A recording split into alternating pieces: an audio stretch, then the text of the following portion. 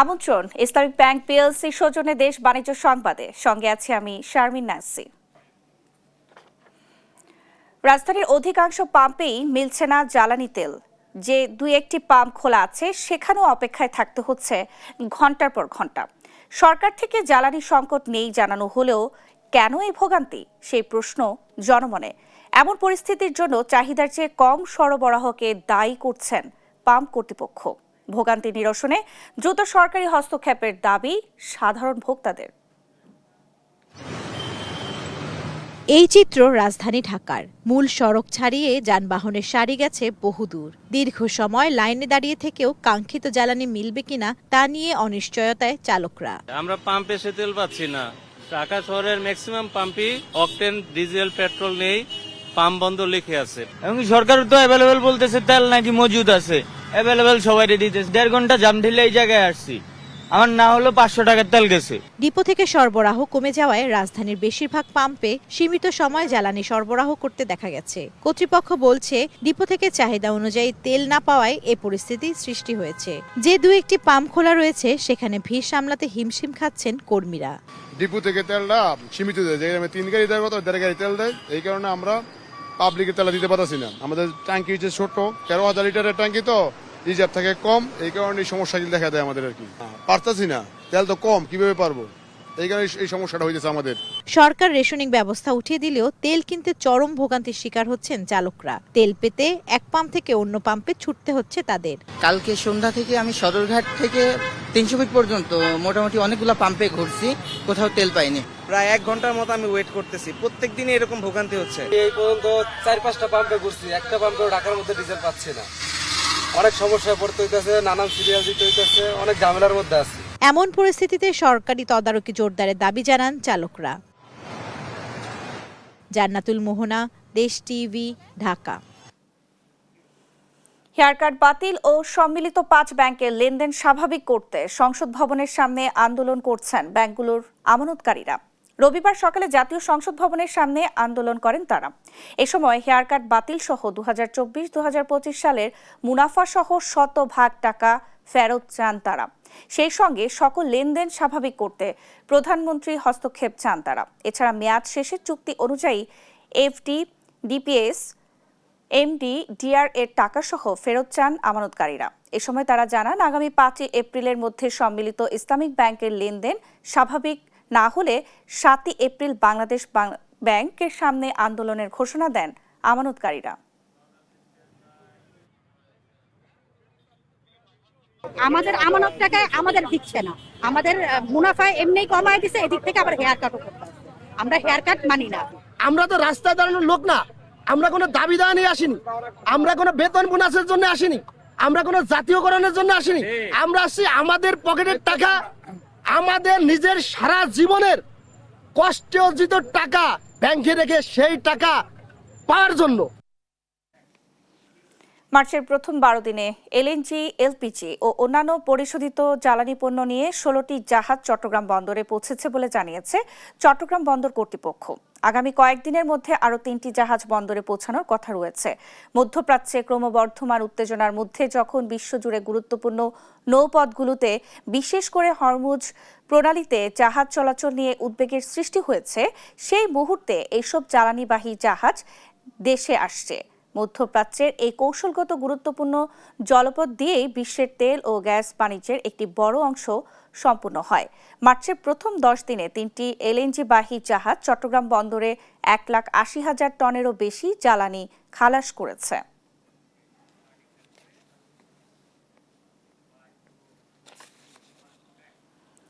দর্শক, জ্বালানি সংকট নিয়ে বিস্তারিত আলোচনায় আমাদের সঙ্গে যুক্ত হচ্ছেন অর্থনীতিবিদ মাজিদুল হক। আপনাকে স্বাগত দেশ টিভির স্টুডিওতে। আজ থেকে রেশনিং পদ্ধতি তুলে নেওয়া হচ্ছে, যুদ্ধের ফলে যে সংকট হওয়ার আশঙ্কা, এই বিষয়ে আপনি কি বলবেন?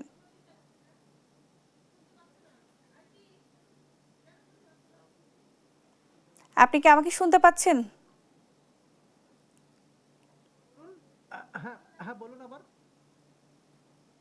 আপনার কাছে আমার প্রশ্ন হচ্ছে, আজ থেকে রেশনিং পদ্ধতি তুলে নেওয়া হচ্ছে, যুদ্ধের ফলে যে সংকট হওয়ার আশঙ্কা, সেটি কি কেটে গেছে? আপনি কি মনে করছেন? জি, দেখেন যে মধ্যপ্রাচ্যের সংঘাতকে কেন্দ্র করে যে জ্বালানি তেলের যেটা অনিশ্চয়তা ছিল, সেই অনিশ্চয়তা যে কেটে গেছে সেটা কিন্তু না, অনিশ্চয়তা কিন্তু বিরাজমান। কেন বিরাজমান? তার কারণ হচ্ছে যে আপনি যে জ্বালানি তেল যেটা আপনি আমদানি করছেন, সেই আমদানির যে রিজার্ভটা, সেই রিজার্ভের ক্যাপাসিটি তো আপনার এত বেশি নাই। আপনার রিজার্ভের ক্যাপাসিটি যদি বেশি থাকতো, পরিশোধন ক্ষমতা যদি বেশি থাকতো, তাহলে আমি বলতে পারতাম যে বাংলাদেশ এখন জ্বালানি তেল এর নিশ্চয়তা বেড়ে গেছে। কারণ হচ্ছে যে ইস্টার্ন রিফাইনারিতে আপনার রিফাইন করা হয় তেল, সেখানে পরিশোধন করা হয়, সেখানে তেল রিজার্ভ রাখা হয়। কিন্তু দেখা যাচ্ছে যে ইস্টার্ন রিফাইনারির আপনার কতটুকু ক্ষমতা, 15 লক্ষ টন। এই 15 লক্ষ টন দিয়ে তো আপনি 1 মাসের বেশি বা 1.5 মাসের বেশি কিন্তু আপনি জ্বালানির নিশ্চয়তা দিতে পারেন না। হ্যাঁ, রেশনিং ব্যবস্থাটা উঠাই নেওয়া হয়েছে, এটা সামনে ঈদকে কেন্দ্র করে এটা উঠানো হয়েছে, এটা সরকারের একটা ভালো উদ্যোগ। কিন্তু এটা দূরপাল্লার বাসগুলোতে তেল পাবে, এটা ভালো উদ্যোগ, মানুষজন বাড়ি যেতে পারবে। কিন্তু আপনার জ্বালানির যে নিশ্চয়তা, সেই নিশ্চয়তা কিন্তু এখনো পর্যন্ত এই মানে এটা অনিশ্চয়তার ভিতরে এখনো আছে। আমি বলবো সেটা হচ্ছে যে আপনার গভর্নমেন্টের যে গাড়িগুলো আছে, সেই গাড়িগুলো কিন্তু আপনার যেটা হচ্ছে যে এলোমেলো ভাবে চলাচল না করে রুটিন অনুযায়ী চলতে হবে, প্রত্যেকটা ডিসিপ্লিন থাকতে হবে। কারণ হচ্ছে যে আমি কিন্তু এখন শাকসবজির বাজারটাকে, ইনফ্লেশনটাকে কন্ট্রোল করার জন্য আমার এখন পরিবহন খরচ বেড়ে যাচ্ছে। তাহলে পরিবহন খরচ বেড়ে গেলে তো আমার ইনফ্লেশন কে উস্কে দিচ্ছে, তাহলে আপনার মানুষের জীবনমান কিন্তু থেমে যাবে। সুতরাং জ্বালানিকে যদি আপনি নিশ্চয়তা না আনতে পারেন, জ্বালানি রিজার্ভের সক্ষমতা যদি আপনি বৃদ্ধি না করতে পারেন, পরিশোধন ক্ষমতা যদি বৃদ্ধি না করতে পারেন, তাহলে বাংলাদেশের অর্থনীতিতে কিন্তু জ্বালানি নিরাপত্তা কিন্তু নিশ্চিত করা কোনোভাবেই সম্ভব না। আর একটা বিষয় হলো যে আপনি জ্বালানি নিরাপত্তা যদি নিশ্চিত করতে না পারেন, আপনার কৃষি খাতে আপনার উৎপাদনশীলতা কমবে, আপনার শিল্প খাতে উৎপাদনশীলতা কমবে, আপনার দেশের যে বাজারগুলো রয়েছে সেখানে অস্থিরতা তৈরি হবে। কারণ আপনার পরিবহন ব্যয় অনেক গুণ বেড়ে গেছে। যে ট্রাক ভাড়া আগে 5,000 টাকা ছিল, আজকে সেটা 8,000 টাকা নিচ্ছে। তাহলে আজকে যে আমি সাপ্লাই চেইন ম্যানেজমেন্টটা, আমার সরবরাহ চ্যানেলটা কিন্তু ভেঙে যাচ্ছে দিনে দিনে। সুতরাং জ্বালানি তেলের যে নিশ্চয়তা, সেই নিশ্চয়তা খুব দ্রুত আনতে হবে সরকারকে। এবং এটার জন্য যেটা করতে হবে যে আমার যে ইস্টার্ন রিফাইনারির যে ক্যাপাসিটি, সেই ক্যাপাসিটিটা বাড়াতে হবে। ইস্টার্ন রিফাইনারির যেটা 2012 সাল থেকেই এই ক্যাপাসিটি বাড়ানোর কথা ছিল, কিন্তু দুর্ভাগ্যজনক যে এই ইস্টার্ন রিফাইনারির ক্যাপাসিটি এখনো পর্যন্ত কোনো সরকার বাড়াতে পারে নাই। আমি বর্তমান সরকার, নতুন সরকারের কাছে একটা প্রত্যাশা থাকবে যে জ্বালানি নিরাপত্তা বাড়ানোর জন্য ইস্টার্ন রিফাইনারির ক্যাপাসিটি জানে খুব দ্রুত বাড়ে। মাজিদুল হক, আপনার কাছে আমার আরো প্রশ্ন আছে, সেটি হচ্ছে এতদিনে তো অনেকেই প্রয়োজনে অতিরিক্ত তেল সংরক্ষণ করে ফেলেছে, এটি কি কমে আসবে কিনা, আপনার কি মনে হচ্ছে? না, দেখেন যে আমাদের যে কোনো ধরনের একটা শক যখন আসে, তখন মানুষজন কিন্তু আপনার এডিশনাল সে রিজার্ভ রাখতে চায়, অতিরিক্ত সংরক্ষণ সে করতে চায়। এটা কিন্তু মানুষের সহজাত প্রবৃত্তি, এটা কিন্তু আমি কাউকে দোষারোপ করছি না। কিন্তু একটা প্যানিক সৃষ্টি হয়েছে, যে প্যানিকটা যুদ্ধের প্যানিকের মাধ্যম দিয়ে, যে কারণ মধ্যপ্রাচ্যে যুদ্ধ চলমান থাকা মানে কি আপনার জ্বালানি নিশ্চয়তা একদম জিরো হয়ে যাওয়া, তাই না? সুতরাং মানুষজন সে রিজার্ভ সে সংরক্ষণ করেছে। হ্যাঁ, আমার কাছে মনে হচ্ছে যা আমাদের জনসাধারণকেও কিন্তু একটা সচেতনতা গ্রো করতে হবে, সচেতন হতে হবে, যেন সবাই যতটুকুনি প্রয়োজন আমাদের ঠিক ততটুকুনি আমরা যেন জ্বালানিটা নিই।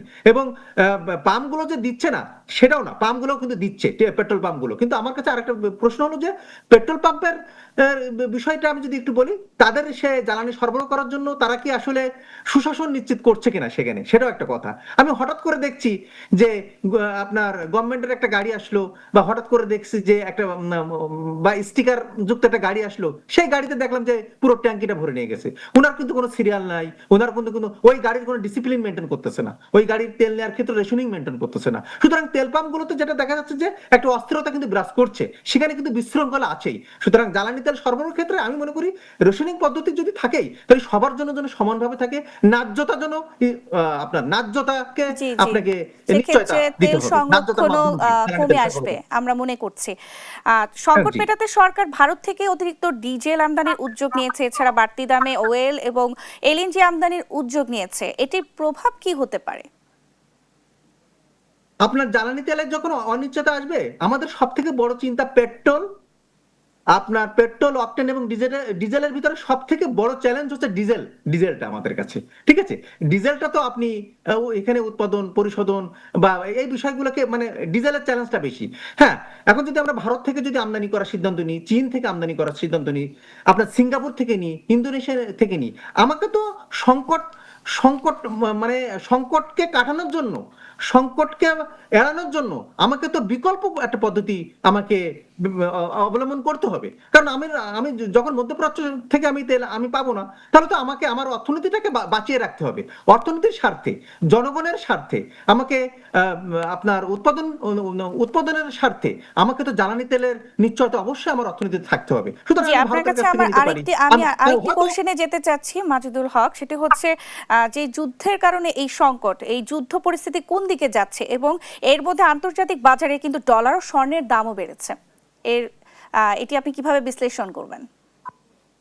দেখেন, যখন রাশিয়া ইউক্রেন যুদ্ধ হয়েছিল তখন কিন্তু বহুমাত্রিক চ্যালেঞ্জের ভিতরে পড়েছিল সারা পৃথিবীতে, এবং তখন কিন্তু বাংলাদেশেও ইনফ্লেশন বেড়ে গেছিল, সারা পৃথিবীর দেশগুলো ইনফ্লেশন বেড়ে গেছিল, তাই না? সুতরাং আপনার যখন যুদ্ধ চলমান থাকে, সেই আমার কথা হচ্ছে যে মধ্যপ্রাচ্য কেন্দ্রিক যে দেশগুলো আছে সেই দেশগুলো কি রপ্তানি করছে আর কি আমদানি করছে এটা দেখতে হবে প্রথমে। তাহলে আমার দেশ থেকে যে আমদানি হচ্ছে, আমি যে আমদানি করছি জ্বালানি, আমি যে রপ্তানি করছি সেখানে আপনার পোশাক, খুব অল্প পরিমাণ পোশাক এবং শাকসবজি, পচনশীল দ্রব্য আমি সেখানে রপ্তানি করছি মধ্যপ্রাচ্যের বাজারগুলোতে। তাহলে এই রপ্তানি ইনকামটা আমার থেমে যাচ্ছে। তাহলে রপ্তানি ইনকাম যখন আমার থেমে যাচ্ছে, তাহলে আমার ফরেন এক্সচেঞ্জ রিজার্ভের উপর চাপ পড়ে যাবে, আমার ডলার সংকট হওয়ার সম্ভাবনা রয়েছে। মধ্যপ্রাচ্যে আমার প্রবাসী আয় আসে মধ্যপ্রাচ্য থেকে। আমার যদি আমি 2025 সালে যে 10 লাখের উপরে যে শ্রমিক গেছে, সেই শ্রমিকের 95% শ্রমিক গেছে কিন্তু 5টা দেশে, তার ভিতরে মধ্যপ্রাচ্য দেশগুলো বেশি। মাজিদুল হক, আপনাকে ধন্যবাদ আমাদের সঙ্গে যুক্ত হবার জন্য। দর্শক, আমাদের সঙ্গে জ্বালানি সংকট নিয়ে বিস্তারিত আলোচনা করছিলেন অর্থনীতিবিদ মাজিদুল হক। ঈদ আনন্দের একটা বড় অংশ জুড়ে রয়েছে কেনাকাটা, তবে এই কেনাকাটার উৎসবে দেখা যায় দুটি ভিন্ন চিত্র। একদিকে বিলাসবহুল শপিং মলের শীতাতপ নিয়ন্ত্রিত আভিজাত্য, আর অন্যদিকে ফুটপাতের তপ্ত রোদে ঘামে ভেজা সাধারণ মানুষের ভিড়। বিত্তের এই ব্যবধান কেনাকাটার ধরন বদলে দিলেও উৎসবের আমেজ কি সবার জন্য এক? বিস্তারিত থাকছে মাকদুরা মিতির রিপোর্টে। না, নিজের জন্য কিছু কিনিনি এবার, আরো অনেক কিছু কেনার প্রয়োজন ছিল না, কিন্তু টাকার জন্য অনেক কিছু কিনতে পারতেছি। যে ড্রেসে ধরবেন 5,000 6,000 প্লাস, আগে তো আমি বলতে পারবো না যে বাজেট কত, তবুও আলহামদুলিল্লাহ 1 লক্ষের উপরে আছে। এ যেন একই মুদ্রার এপিঠ আর ওপিঠ। আবহে এক ঈদের সুর থাকলেও উৎসবের প্রস্তুতিতে ব্যবধানটা আকাশ পাতাল। কারো কাছে ঈদ মানে আভিজাত্যের প্রদর্শনী, আর কারো কাছে সামর্থ্যের মধ্যে পরিবারের মুখে হাসি ফোটানো। সূর্যের প্রখর তেজ আর কপালে জমে থাকা শ্রান্তির ঘাম, এই ফুটপাত থেকেই শুরু নিম্নবিত্ত মানুষদের ঈদ প্রস্তুতি। এখানে নেই কোনো গ্ল্যামার, ব্র্যান্ডেড ট্যাগ কিংবা এসির হিমেল হাওয়া। রয়েছে দরাদরি আর টানাপোড়েনের সংসার সামলে প্রিয়জনের জন্য সেরাটা খুঁজে নেয়ার আপ্রাণ চেষ্টা। ফুটপাতের এই বাজারে প্রতিটি টাকার হিসেব কষতে হয় সামর্থ্যের দাঁড়িপাল্লায়। আমরা গরিব মানুষ, আমরা যেখানে একটু স্বল্প টাকায় পাবো সেখানে আমরা এই জন্য মানে এখানে একটু কম দামে পাওয়া যায়, ভালো জিনিস একটু কম দামে পাওয়া যায়। দৃশ্যপট মুহূর্তে বদলে যায় শহরের বিলাসবহুল শপিং মলগুলোতে। এখানে ঈদ মানেই আভিজাত্যের লড়াই। কয়েক হাজার থেকে শুরু করে কয়েক লাখ টাকার পোশাক কিনতেও নেই কোনো কার্পণ্য। নিম্নবিত্তের কাছে যা 1 মাসের পুরো আয়, উচ্চবিত্তের কাছে তা হয়তো একটি পোশাকের দাম। আমার মেয়ের আর ওয়াইফের এই 2টা ড্রেস প্রাইস রেখেছে প্রায় 11,000 টাকার মতো প্রাইস। বিত্তের এই বিভাজন সমাজ তৈরি করলেও ঈদের আনন্দ সবার কাছেই এক। ফুটপাতের ধুলোবালি হোক কিংবা শপিং মলের জৌলুস, ঈদ মানেই যেন প্রিয়জনদের সঙ্গে আনন্দ ভাগ করে নেয়া। মাকদুরা মিতি, দেশ টিভি, ঢাকা। দেখছেন দেশ বাণিজ্য।